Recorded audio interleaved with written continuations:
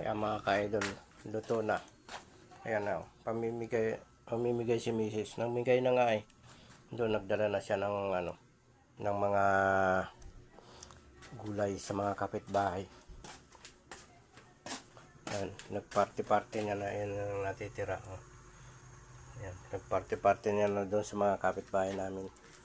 Yan kami pag nagluluto ng ulam, nibigyan niya mga kapitbahay. Yan na yung kakatuwa naman kahit papaano eh. Pamigay pa tayo kahit na mahirap lang tayo. Ganyan yan pag nagluluto ng gulay. Namimigay talaga sa mga kapitbahay ang mga asawa kong yan. Ito, guhugas ako ngayon. Yan. Guhugas tayo ng plato. Yung mga gano'n. Pero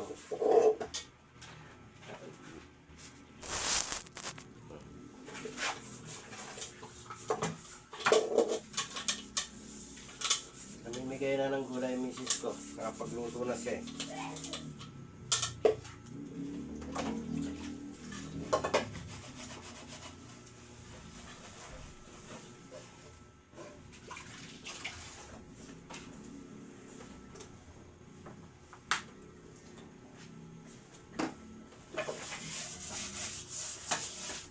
Yan. Sabi niya, Jeffrey, may bahay pa tayo. May kaya-kaya.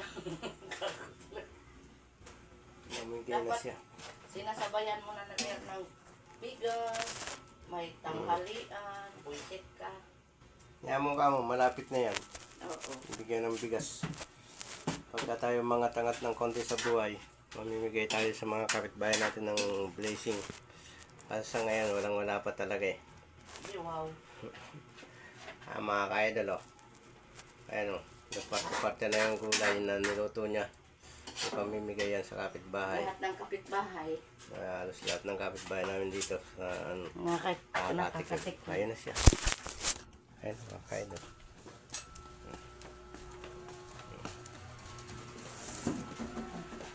Ayan, mamimigay yan.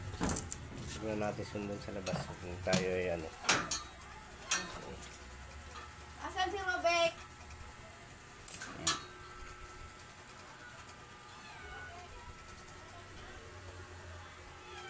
Nga mga ka-idol, ganyan yan pag nagluluto.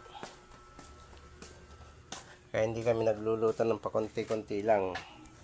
Kakuha kami ng gulay doon na dinadamihan na. Tapos luluto na namin. Pamimigay na sa kapitbahay. Ganyan.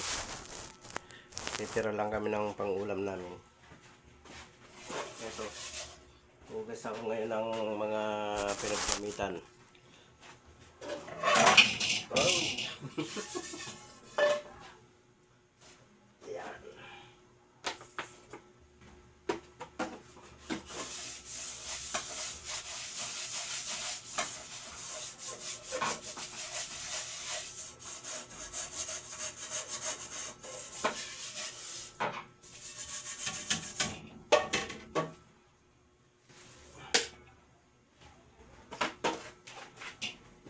Sabon.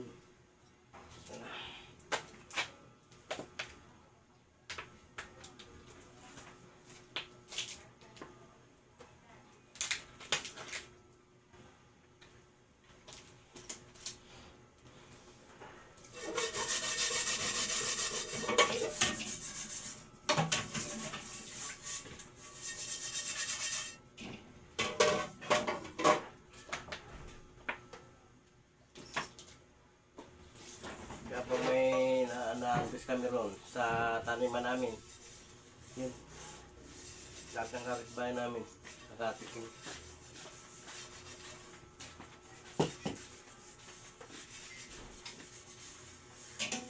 Wala na kami matitira. Amin na dalawang na to, mag-asawa.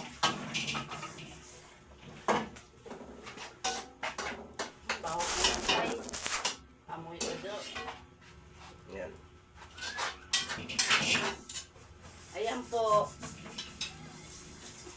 Binibigay namin para makatikim sila po.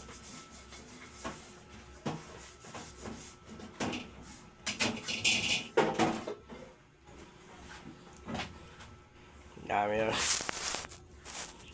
Konti na lang nakitira talaga sa amin. Pang ulam na lang talaga namin ngayon.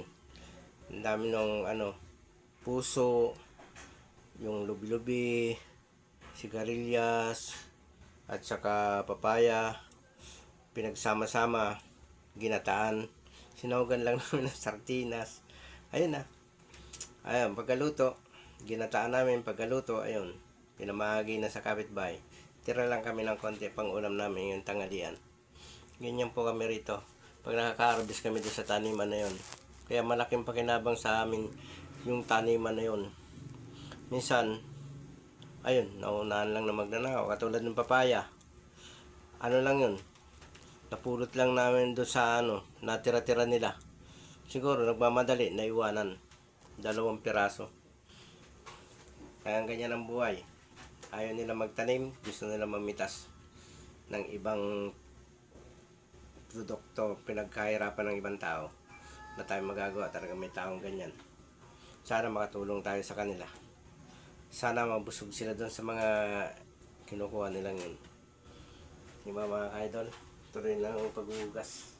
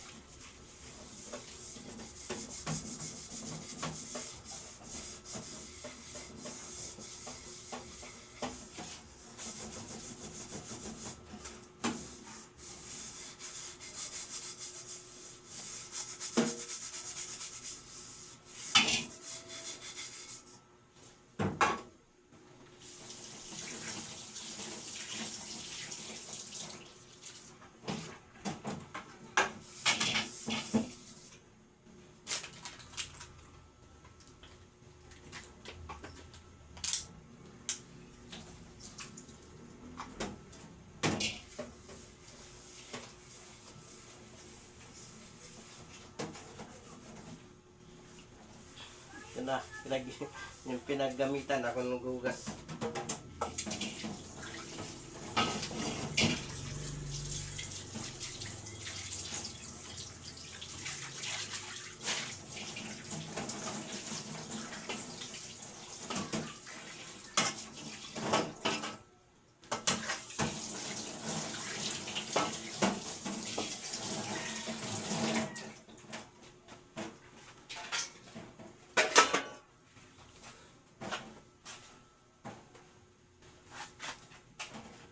Okay mga ka-idol, thank you for watching.